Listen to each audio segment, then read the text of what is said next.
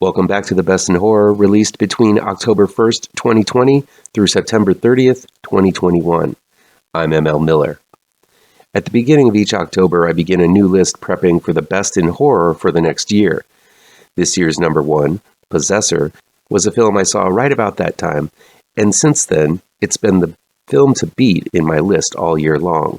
Some films came close, but few have matched the intensity, imagination, and all-around power of Brandon Cronenberg's second film. I've also added a series that blew me away from start to finish because I feel that despite there being plenty of great horror series out there, Alex de la Iglesia's 30 Coins was top of that list. This is ML Miller Frights' Best in Horror Countdown 2020-2021.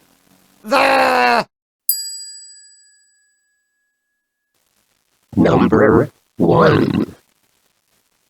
My number one movie at the top of this year's Best in Horror list is Possessor Uncut. It was released October 2nd, 2020. It's available streaming on Hulu. It's also on demand and digital download from Neon Films. Mandy's Andrea Riseborough stars as Tasia Voss, an agent for a secret government organization that seems to be in charge of assassinating influential people. The organization does this by transferring Tasia's mind into a civilian close to the target, and then pulling her out of that civilian's mind after the deed is done and the civilian seemingly commits suicide at the hands of Tasia. It seems Tasia has been doing this dangerous business for a long time, and her support system, appropriately called Girder, played by Jennifer Jason Leigh, feels that the stress has been too much for Tasia. But after a small break to see her estranged husband and son, Tasia is ready for her next assignment. This assignment calls for Tasia to leap into the mind of Colin Tate, played by It Comes at Night's Christopher Abbott. But this leap proves to be a difficult one, leaving Tasia and Colin to battle for control of Colin's body. While Possessor is billed as science fiction, you really can't get much more horrific than this one. This is mainly due to the extremely graphic violence that occurs while Tasia is in control of her drone bodies.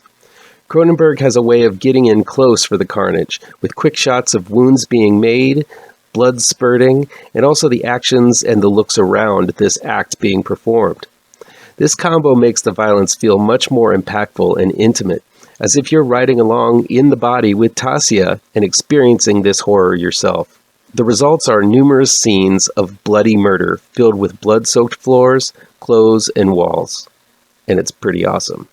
In between these acts of horror, Cronenberg enters the mind of Tasia and Colin to show us a mind and soul being undone and sewn back together. The creative and nightmarish imagery of Possessor during the, for lack of a better word, mind meld involve the tearing of flesh, the melting of self, and vivid strobes of unnatural light. When Tasia and Colin battle it out inside of Colin's body for control, the world is upended and mirrored and duplicated as if reality is using a faulty copy machine. Again, Cronenberg brings us an intimate look inside to see the battle. This is no slapstick arguing with oneself that we've seen time and time again in movies like All of Me, Evil Dead 2, and other fun flicks like that. This is an arduous, all-out battle from the inside out that will get under your skin as it gets under those involved. While the concepts are pretty lofty, everyone is committed to selling the out-there ideas at play in Possessor. Andrea Riseborough once again plays a haunting role, a role she perfected in Mandy. While she is shown doing heinous things while inside the bodies of others, we're shown how much these procedures weigh on her body and soul. This, paired with the scenes she shares trying to be social and human with her distanced family and friends, humanizes her, and it had me rooting for her, even when she was taking over the seemingly innocent mind of Colin. Abbott is also very strong here, and while it's often unclear whether he's acting out his own hidden urges or simply caving to Tasia's influence, he conveys that battle for the sake of his soul extremely well. Possessor might be a bit long in terms of runtime. The film develops the process Tasia undergoes, then fleshes her character out, and then moves on to letting us know not only who Colin is, but Tasia experiencing the world through Colin's body. That's a lot of ground to cover, but being a comic book, fantasy, and sci-fi enthusiast, I understood right away about the mind transference stuff. I understand Cronenberg might have walked it slow in order not to lose his viewers, but there were moments that I felt like things were being over-explained here and there. I did find myself questioning whether Tasia's problems with the transfer into Colin's mind had more to do with Tasia's weakened will or the strength of Colin's. We never really get a chance to know about Colin himself, so I feel the former is more accurate, but it was somewhat unclear nevertheless. Possessor taps into pure nightmare over and over, delving into dark reaches of the soul of the individual and shows an up-close and personal look at that soul being shredded to pieces. It's a painful and unsettling film that will resonate long after it's over. This is good stuff. Today's bonus review is for 30 Coins.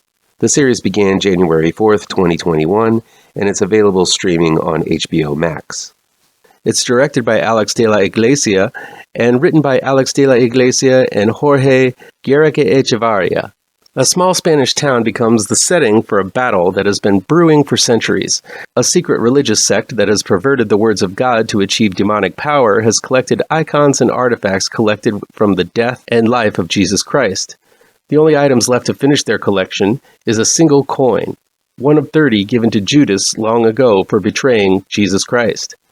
It's up to the three noble, yet fallible people, a disillusioned priest named Vergara, played by Eduard Fernandez, Elena, a widowed veterinarian, played by Megan Montaner, and the town mayor who thinks more with his heart than his head, named Paco, played by Miguel Angel Silvestre, stand as the last line of defense against unimaginable horrors. The plot is as simple as it comes. It's a story about a bad guy collecting precious items in order to do bad things, and a group of heroes trying hard to stop that from happening. It's the same template the Marvel movies used as they led up to the Infinity War, and just as that cinematic universe intensified with each film, so does the series with every installment. In a mere 8 episodes, we got pretty much the perfect blend of religious horror, high intrigue, seed-edged adventure, and fantastic characters to follow. The story is epic in scope. It never forgets to inject moments of personality and character to replenish the investment. Alex de la Iglesia remembers to dole out terrifying moments, wonderful characterization, tender moments of humanity and heartbreak, and breathtaking action in each and every episode. While not every one of them is an effects-laden spectacular like the feature-length pilot, it maintains a constant momentum, splitting the characters up each with their own interesting personal journey, yet maintaining a level of anticipation and foreboding dread that something even worse is over the horizon by the time each episode ends. While the episodic format is pretty much perfected by HBO these days, most series have episodes that turn out to be duds. Having just binged 5 episodes in a row, I have to say 30 Coins doesn't, as each episode feels important, revealing more of the plot, and driven to its climactic, exciting, gory, fly-infested ending. The cast is stellar, full of unique and likable and dislikable characters. The lead trio of Vergara, Elena, and Paco each have their own journey filled with temptation, sacrifice, and redemption. Eduard Fernandez's father Vergara is cool as all get out. He's a smoking, boxing padre that doesn't just say he kicks ass for the Lord. He follows through with a John Woo leap with 2 fists full of Uzis into the face of demons. Megan Montaner is stunning as the feisty yet tragic Elena, who seems to have the worst luck when it comes to men, as all of them seem to meet horrifying fates after she sleeps with them. Out of all of the stars in this series, I see her going on to be a superstar because of her beauty despite being covered in grit and scars. That leaves Paco, played by Miguel Angel Silvestre, who has a John Bernthal vibe going on and plays the town's mayor with a fallible and lovable doofiness. He's often used as comic relief here as he bumbles through his day-to-day of trying to maintain order in the town despite the crazy things he has seen. He's a likable hero type who might not make the best decisions, but is shown to have the best intentions. Even smaller cast members shine brightly in 30 Coins. A regular in De La Iglesia films, Macarena Gomez steals every scene she's in as Paco's jealous and ambitious wife, Merche, who will stop at nothing to protect her marriage from Paco's temptation to be with Elena.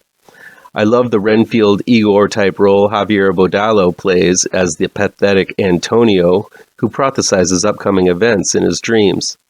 And you can't help but feel for Pepon Nieto, who plays the police sergeant Laguna, who has no freaking clue what to make of all of this supernatural stuff, but fights on nevertheless. This series has some memorable villains as well, with Manolo Solo playing a holy man tempted to the dark side and rewarded with the power beyond his wildest dreams. And this series has one of the most ominous big bad guys ever in Cosimo Fusco, who plays Angel, but is anything but. His smooth face and arched eyebrows make him the perfect big villain. Top to bottom, being reacting to terror, delivering high drama, or even moments of joy and humor, this cast delivers. All the way through 30 Coins, De La Iglesia produces gorgeous cinematography. This adventure takes place around the world, spanning continents and exotic locales as the secret society gathers the 30 Coins. Everything looks top-notch and thoroughly cinematic, with wonderful lighting as every illumination seems to have a glossy lens flare, making every night scene seem to be some kind of waking nightmare lit by spectral forces. It all feels like big-budget filmmaking. Each episode was shot as if it were a major motion picture release. Sure, there are small moments that occur indoors, like most series, where characters interact in close quarters, but the size and scope of 30 Coins really matched only by what Game of Thrones had, and most likely it was done on a fraction of the budget. Someone needs to sign Alex de la Iglesia to helm a new series pronto, because he really knows how to do it right. I understand with the subtitles and attention to religion and European culture, modern American viewers might not take a chance on this series. But because of this aversion, they're missing out on the type of horror adventure drama the disappointing Lovecraft Country only dreamed of being. I guarantee there is something you've never seen or dreamed of in 30 Coins, from spider monsters to cows having human babies, from giant fire demons to cackling witches, from walking scarecrows to pig heads. Lots and lots of pig heads. This is a series that delivers it all. The way things are left can be seen as a definite ending or simply the end of the season. There are rumors that De La Iglesia has planned for 3 seasons, but nothing has been confirmed at the time of making this video. I have no idea if there will be another season of this excellent series, but even if we don't, 30 Coins has proven to be a series above all others. Thanks so much for tuning in every day this month for the best in horror. I always have a blast interacting with folks about my picks and hearing your thoughts about them. But just because October is over, that doesn't mean we stop celebrating horror at ML Miller Frights. Here it's Halloween all year round, so please hit all of the pertinent bells and whistles down below so you never miss out on my videos. Have a truly happy Halloween.